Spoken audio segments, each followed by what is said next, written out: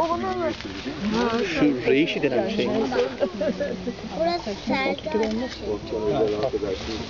O farklı bir şey. Aşağıda var bir tane. Ondan değil. Ama sen Tamam gidebilirsin hadi. Bunları çekeceğim ama bunlarda da zehirli var mı? o zaman daha konuşma başlamadı. Yaması biraz getirdiği için onları attı. Bir şey yapamaz oluyor Türkiye. Başka biriye baksın. Onlar mı? Şeye baksın gibi. Hatta sen o köşede dur.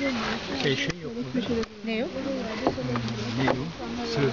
Sen şu poğaçayı dedim ben biraz yakın çekeyim. Çekerim tatlıyı boş. Seni bağlasalar, sevdiğin ismiyle onu istersen.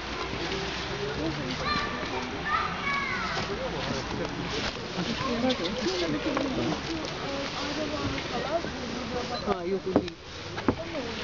Bu değil. Aç aldın. Bak şunun iki cinsi var. Oranın iki cinsi var. Görüyor musun? İkisi birbirine çok. Farklı mı?